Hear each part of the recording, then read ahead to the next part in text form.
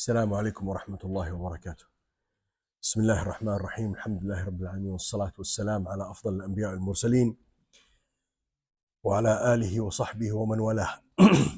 So we'll continue our journey through the tafsir of Surah Al-Kahf as we have started in the previous few weeks, and we will continue inshallah until we complete the surah. The first sessions, if anyone has missed them, they are available on the Masjid's YouTube channel. So we reached last week the ayah وَضْرِبْ لَهُمْ مَثَلًا رَجُلَيْنِ جَعَلْنَا لِأَحَدِهِمَا جَنَّتَيْنِ مِنْ أَعْنَابٍ وَحَفَفْنَاهُمَا بِنَخْلٍ وَجَعَلْنَا بَيْنَهُمَا زَرْعًا.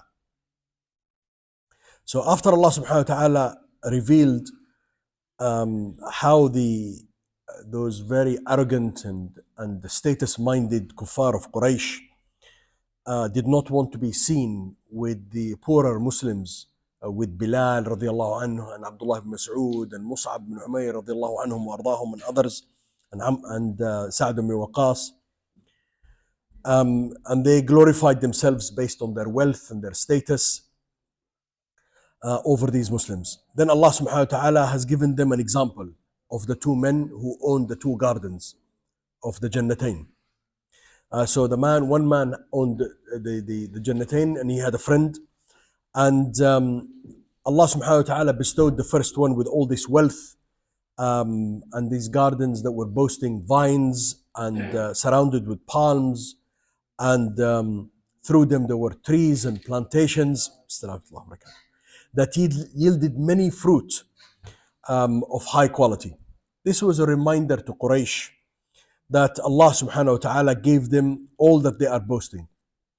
And also remember that the word Jannah in the Arabic language is always a garden that has vines, palms and water. So when Allah subhanahu wa ta'ala mentions Jannah, those three have to be part of it. So Allah subhanahu wa ta'ala says, كِلْتَ الْجَنَّتَيْنِ آتَتْ أُكُلَهَا وَلَمْ تَظْلِم مِّنْهُ شَيْئًا وَفَجَّرْنَا خِلَالَهُمَا نَهْرًا. Allah subhanahu wa ta'ala confirms that the gardens generated plentiful yield of fruit and dates, etc., and did not diminish. There was no diminishing of its production. The production was very strong. And that it is He, Allah subhanahu wa ta'ala, who caused the river to flow between them into different directions, so that it feeds the whole of the two gardens. It's also a reminder for Quraysh that it is Allah subhanahu wa ta'ala who gave them Zamzam and the water of Zamzam in this barren valley that's known as Mecca between the mountains. Allah subhanahu wa ta'ala says, وَكَانَ لَهُ ثَمَرٌ فَقَالَ لِصَاحِبِهِ وَهُوَ يُحَاوِرُهُ أَنَا أَكْثَرُ مِنْكَ مَالًا وَأَعَزُّ نَفَرًا.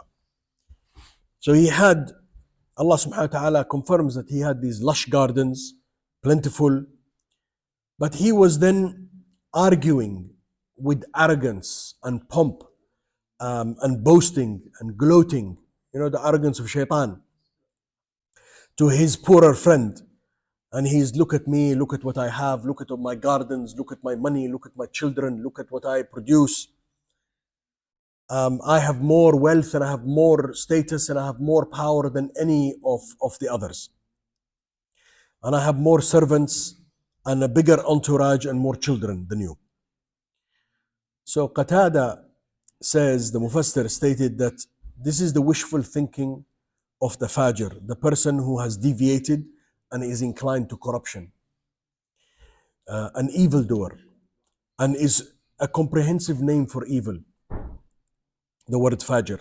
That is having lots of money and believes of his superiority, and he surrounds himself with people who keep on clapping him and making sure that yes, you are the boss, yes, you are the Sheikh so-and-so, you are the so-and-so rich man. That's what arrogant people will do.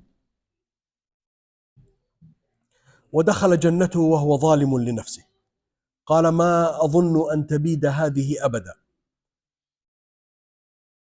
So he entered this garden and the properties and stood upon all of it, but he had corrupted himself and committed a wrong to himself. because he was now boasting and gloating. And Allah subhanahu wa ta'ala says in the hadith Qudsi, says, Al-kibriya'u ridai, faman naza'ani fi ridai qasamtuh. And also says, Al-kibriya'u ridai, wal-'azamatu izari, faman naza'ani wahidan minhuma qadhaftuhu fi an-nar. Allah subhanahu wa ta'ala, the mighty, the sublime, said, pride is my cloak and greatness is my robe. And he who competes with me in pride and and greatness, I shall cast him into hellfire. And in the first hadith, he says that what he will do is that he will shatter and break them. qasamtuh. So let's see how this relates to the owner of the two gardens.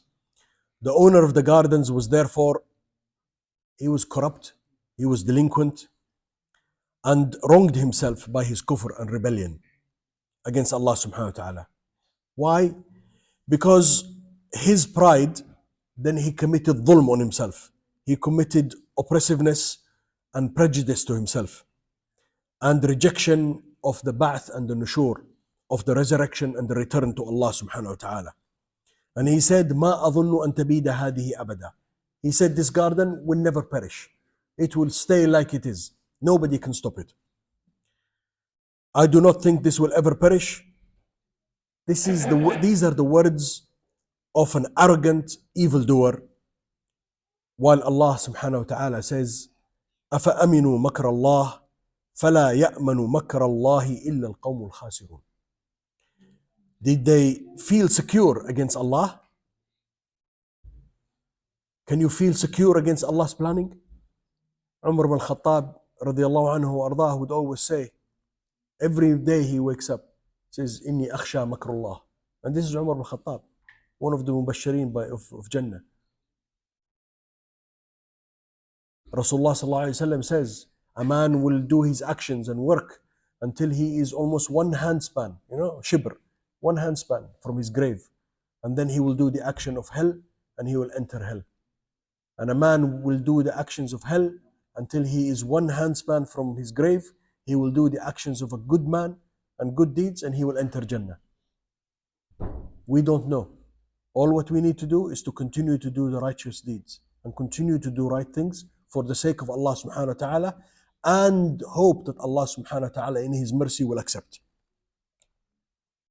So this man who owned these two gardens, he believed his own delusion. He thought he is great and he was grand, a king of everything.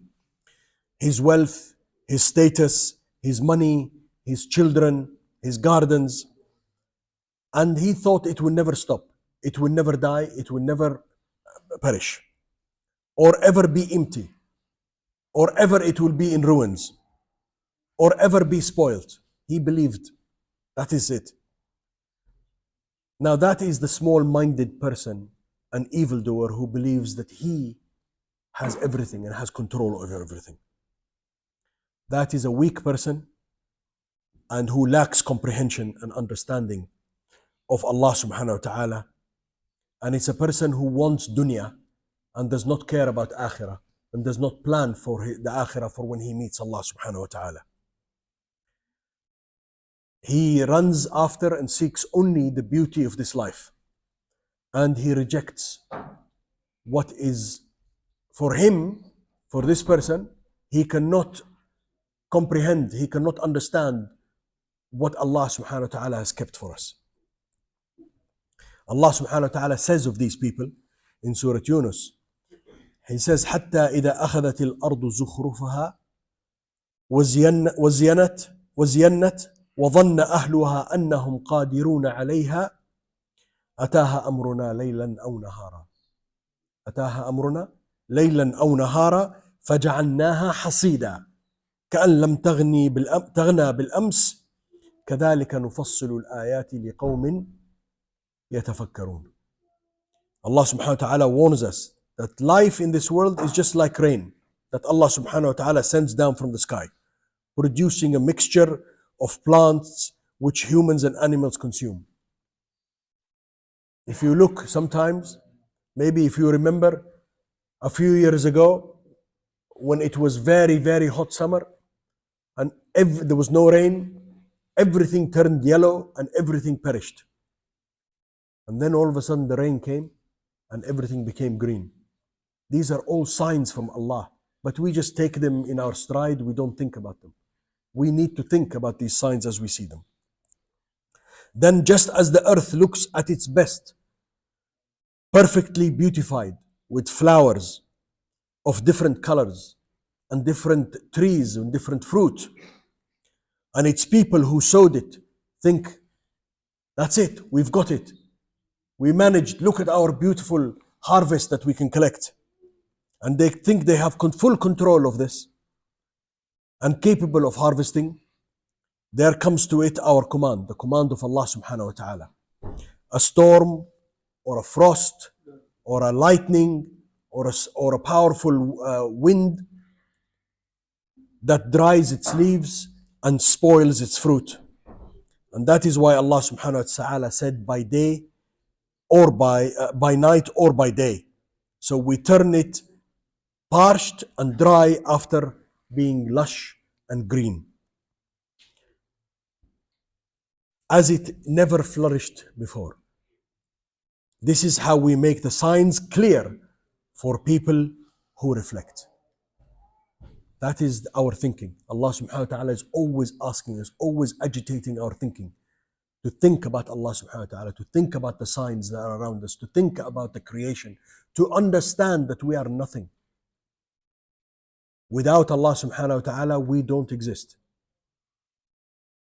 So this evil transgressor, this zalim who owned these two gardens, said, وَمَا أَظُنُّ السَّاعَةَ قَائِمَةً وَلَئِن رُدِدتُّ إِلَى رَبِّي لَأَجِدَنَّ خَيْرًا مِنْهَا مُنْقَلَبًا.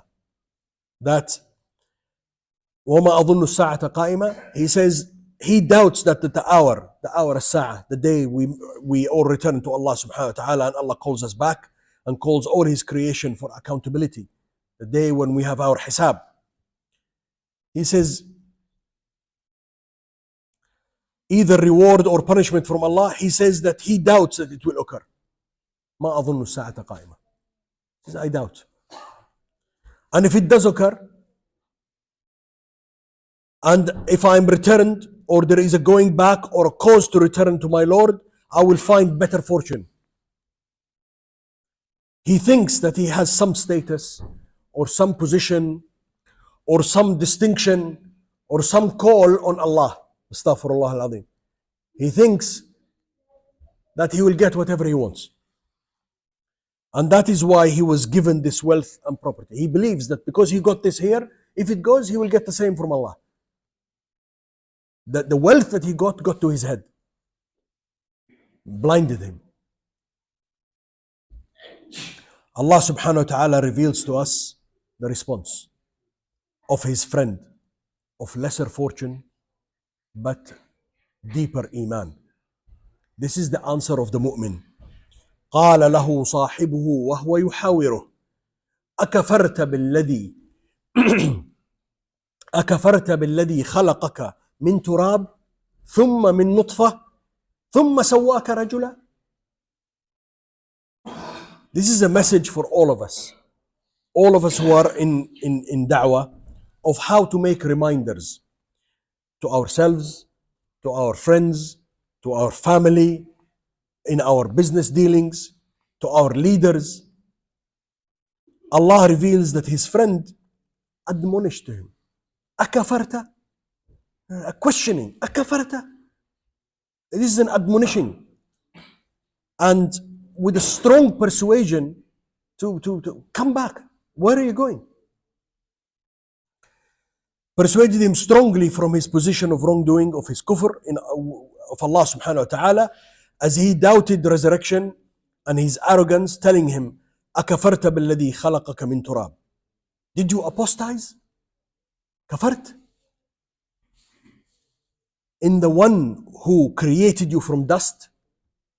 And the dust is the creation, of course, of Abuna Adam.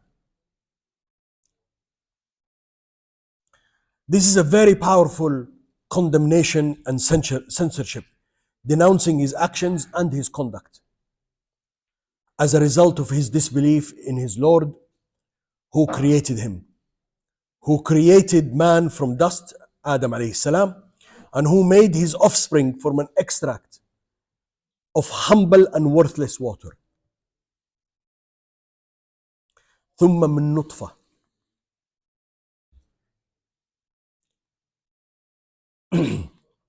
So this reminder is to all of us.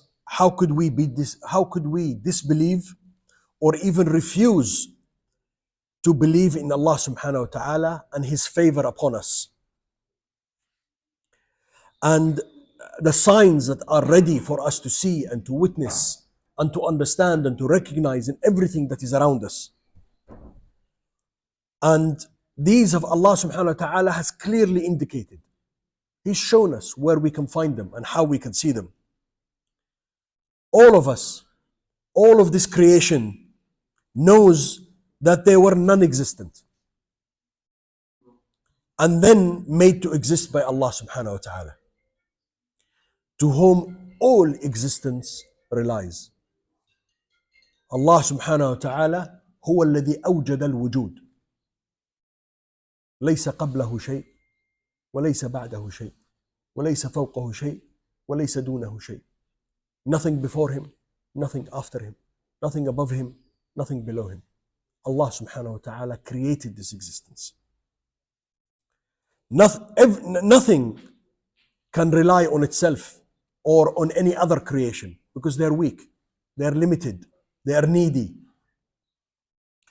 We say in Ulum al-Din, we say ناقص وعاجز ومحتاج, weak, limited and needy. Weak, limited and needy cannot create anything else. They cannot create themselves. How can they create something else without something else with them? And that is why they cannot be the creators. So that is what his friend, the believer friend, was trying to tell the arrogant owner who disbelieved in Allah, that know that you are created by a creator who all existence depends on. Allah subhanahu wa ta'ala then says the statement that the friend, the believer, the poorer man had stood up and said, لكن هو الله ربي لكن هو الله ربي ولا أشرك بربي أحدا. I don't say what you said, rather I bear witness that Allah is one and that He is my Lord, and I do not enjoin anyone or anything in His worship. It is but Allah who I am a slave to. And he continues to give the advice and the reminder, telling his friend what he should say. ولولا إذ دخلت جنتك قلت ما شاء الله لا قوة إلا بالله إن ترني أنا أقل منك مالا وولدا. ولولا, this is an encouragement, a motivation to the arrogant owner to say, إذ دخلت جنتك, if you only had said upon entering your property, seeing how beautiful it is, seeing all the rivers, seeing all the fruit, seeing the greenness, seeing the lushness, seeing all of that, if only you had said at that time, ما شاء الله لا قوة إلا بالله. That Allah subhanahu wa ta'ala, this is thanking Allah. It is the same as saying Alhamdulillah, thanking Allah for what He has provided us or provided you and bestowed upon you in terms of wealth, in terms of children, in terms of harvest, and that something that He has not given to others. Think of what Allah subhanahu wa ta'ala has given you. Whatever Allah wills, ما شاء الله لا قوة إلا بالله, whatever Allah subhanahu wa ta'ala wills shall come to pass. For there is no power save the power of Allah subhanahu wa ta'ala. And Imam Ahmad narrated that Rasulullah sallallahu alayhi wa sallam said, ألا أدلك على كنز من كنوز الجنة لا حول ولا قوة إلا بالله. When Abu Hurairah was asked, he says, yes, this is the ayah in Surah Al-Kahf. So the believer says that even though you see me inferior to you in wealth and offspring, فعسى ربي أن يؤتيني خيرا من جنتك. The believer demonstrating his iman, that he makes dua to Allah to grant him something better than your garden, not in this earth, in Jannah. The believer doesn't want it here. The believer wants what Allah subhanahu wa ta'ala has given and will give. For he knows that this dunya is for action and not eternal. جزاكم الله خير وبارك الله فيكم والحمد لله رب العالمين والصلاة والسلام